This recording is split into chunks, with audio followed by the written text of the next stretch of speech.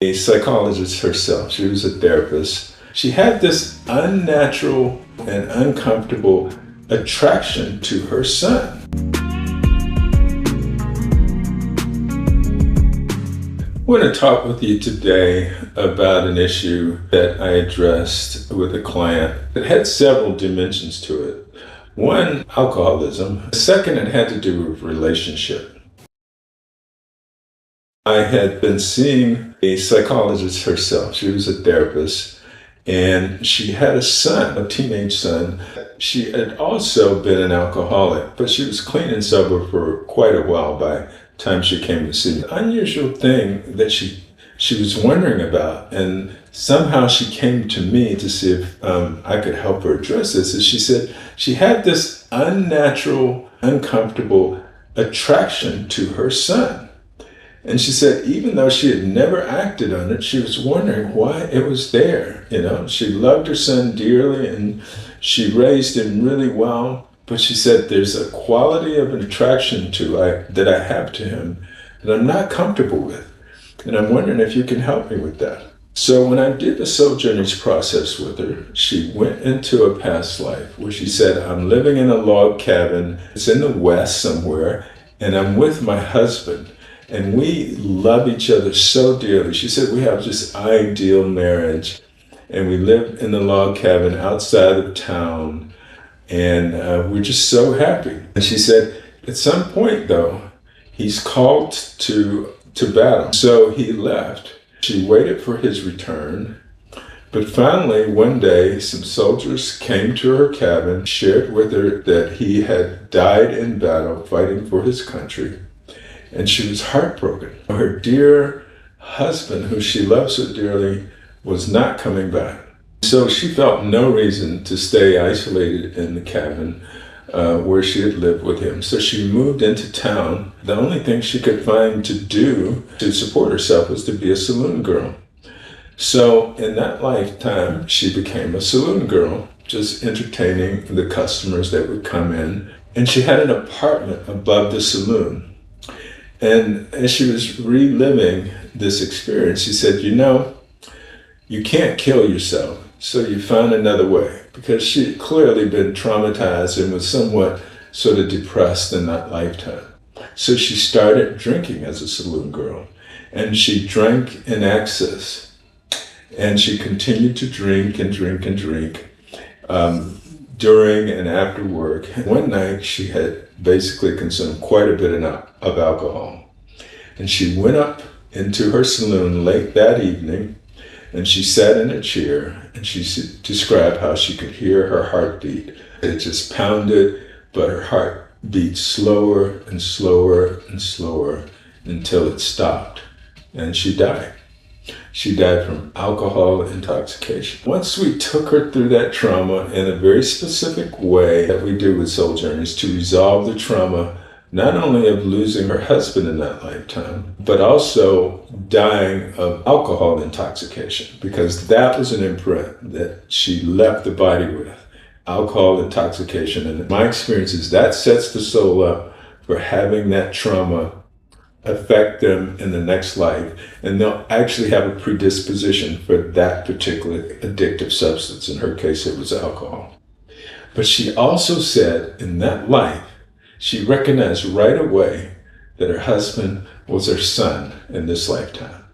So she had such a strong love bond with that soul who was her husband that in this lifetime, he came back as her son.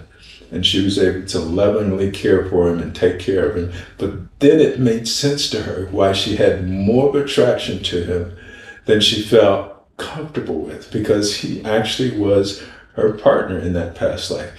And once she had that realization, that energy shifted. It just wasn't there anymore, because she had resolved the unresolved grief and trauma from losing him in that past life. Even though she was clean and sober already in this lifetime, it wasn't even an issue anymore. It's not like she had even had to work at not drinking anymore, because we resolved the trauma behind her alcohol addiction in this lifetime, and of course clear the imbalanced relationship with her son so she could just give him unconditional love and support without any other attachments or energy associated with it. Fortunately for her, there was only one lifetime we needed to take her through to resolve that issue.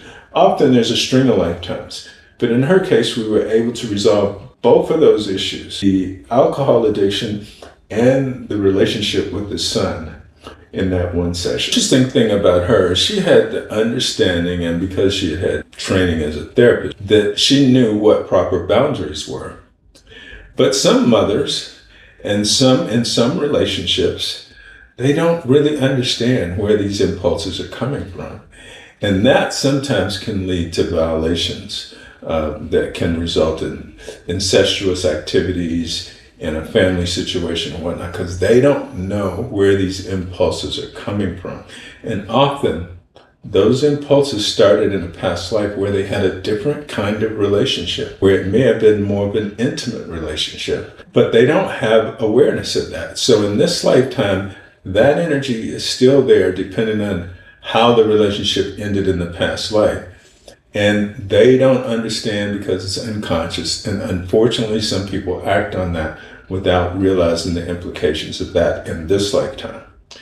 But in her case, she had the self-restraint, she had the boundaries to honor the relationship as a mother and son, but also to recognize there was a quality there that shouldn't be there based on her understanding and her reality in this lifetime. When we resolved it from the past life, where she realized that her son was her dear, loving husband, she understood why that was there. So if that comes up for you, for anyone you know, or that's a friend or, an associate that has that kind of, or that shares that they have that kind of issue with a family member, then causation therapy may be a way that we can resolve that easily and effectively without any shame or guilt.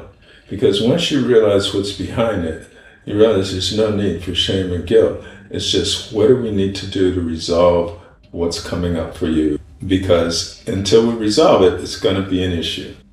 And you're going to have a challenge managing it until the energy is resolved and discharged from that particular impulse that you don't know that is coming from a past life. It can be resolved with any individual that's part of that dynamic. If I had seen her son, I could have resolved it from her son's perspective in that lifetime. And any family member, once it's resolved on one end, it shifts the energy so the dynamic dissolves even for the other person who didn't do the causation therapy. It can be resolved almost with any family member who has enough insight and awareness to know that, let me see if I can address this with the causation therapy process.